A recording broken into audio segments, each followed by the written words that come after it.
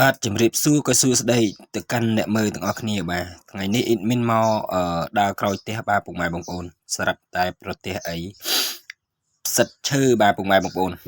នៅក្រោយផ្ទះខ្ញុំអញ្ចឹងណាមើលអ៊ីតមីនពងអត់មកហូបផងឥឡូវអ៊ីតមីនគិតថាបេះវាយកមកឆាសាច់មាន់ហូបបាទពុកម៉ែបងប្អូនព្រោះរសជាតិផ្សិតឈើនេះបាទពីធម្មជាតិវាស្វិតមែនដែរបាទពុកម៉ែបងប្អូនតែបើនិយាយវាឆ្ងាញ់វិញអស់ទោះហើយមិនចាញ់ផ្សិតប៉ក់ប្រហែលទេបាទពុកម៉ែបងប្អូនឆ្ងាញ់ជាងផ្សិតប៉ក់បាទពុកម៉ែបងប្អូនព្រោះផ្សិតនេះកម្រផ្សិតជាផ្សិតកម្របាទតោះអានេះតោះដើមឈើរៀងពុករៀងងាប់រៀងលួយបានវាដោះមកបាទវាដោះមកមិនចេះតែដោះបើសិនតែដើមឈើរស់រៀងនៅស្រស់អីអត់ដោះទេបាទពុកម៉ែបងប្អូនតើដើមឈើយើងទុកចោលយើងកាប់ចោលអីលក្ខណៈដូចយើងទៅភ្នំទៅអីគេលួចកាប់ព្រៃកាប់អីវាលំខ្លួនឯងអីអញ្ចឹងណាពុកម៉ែបងប្អូនហើយបានវាដោះបាទពុកម៉ែបងប្អូនតែបើនិយាយវានៅក្រោយផ្ទះអេដមីនបាទអានេះចូលលក្ខណៈ1ឆ្នាំ2ឆ្នាំអីហ្នឹងពុកម៉ែបងប្អូនបាទគុលអានេះដូចគុលស្វាយបាទនៅក្រោយផ្ទះអេដមីនតាកាប់ឲ្យឡើងយូរឆ្នាំហើយបាទពុកម៉ែបងប្អូនហើយយើងកាប់ចាក់ដីអញ្ចឹងណាពុកម៉ែបងប្អូនដល់ពេលអញ្ចឹងវាចេញមកល្អបាទពុកម៉ែបងប្អូនអូយល្អមែនតែនបាទមើលគាត់តែឃើញចង់ញ៉ាំបាទតែអេដមីនមើលទៅដូចញើសដែរបាទពុកម៉ែបងប្អូនព្រោះវានៅក្រោយផ្ទះបើធ្លាប់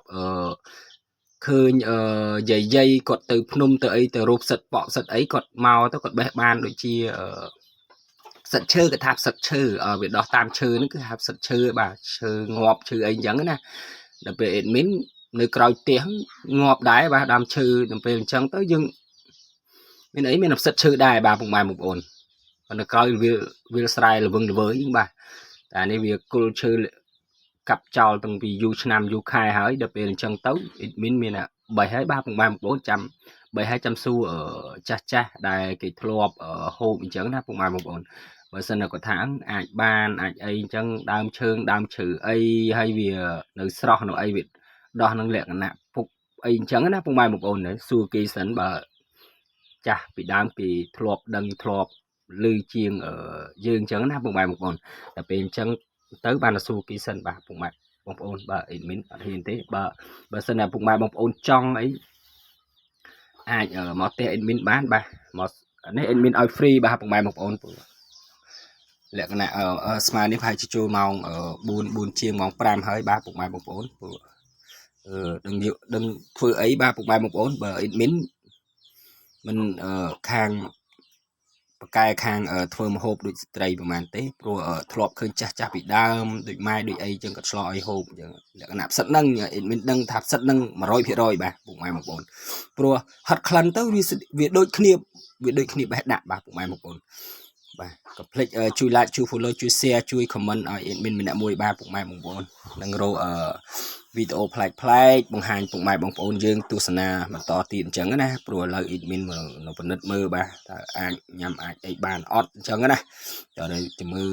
នេះវានៅក្រោយផ្ទះនេះបាទពុកម៉ែបងប្អូនដល់ពេលអញ្ចឹងវាដោះចេញមកចប់ admin អត់ដឹងទេវាដោះចេញមកលក្ខណៈច្រើនហើយបើនៅក្នុងបាទពុកម៉ែបងប្អូននៅក្នុងនេះវាដូចខ្ញុំបាទ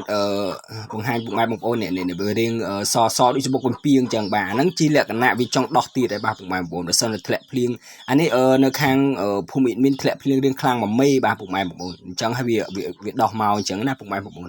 នេះមើលអានេះអាលួយអ៊ីដមីនមើលថាវាដោះយូរហើយតែនៅក្រោយផ្ទះមែនតែអត់ដឹងទេអត់ដឹងអញ្ចឹងណាដល់ពេលឥឡូវមើលរៀងចេញមកក្រោយផ្ទះលេងឃើញច្រើនណាអានេះមកចូលប្រហែលជា1គីឡូ2គីឡូបាទប្រហែល1គីឡូបើនិយាយទៅអ៊ីដមីនបេះមកកញ្ចប់ហ្នឹងប្រហែលចូល1គីឡូជាងជិត2គីឡូមើលនេះច្រើនបាទពុកម៉ែបងប្អូនច្រើនមែនតែនបាទអានេះខ្ញុំធ្លាប់ឃើញយាយខ្ញុំគាត់យាយក៏ម៉ាក់ខ្ញុំអញ្ចឹងគាត់យកមកឆ្លប្រហើបាទពុកម៉ែបងប្អូនក៏បេះជាគាត់ហែកជាជ្រាកត្រាំទឹកអញ្ចឹងណាគាត់ហែកជាជ្រាកអញ្ចឹងមកគាត់មានលពៅមានបាសមានផ្សិតហ្នឹងមកអមអីចឹងណាហើយគាត់ឆ្លប្រហើទៅអ៊ីដមីនក៏អត់ចាំដែរអាកពឹសកប៉ាំងវឹកអាសេរីហ្នឹង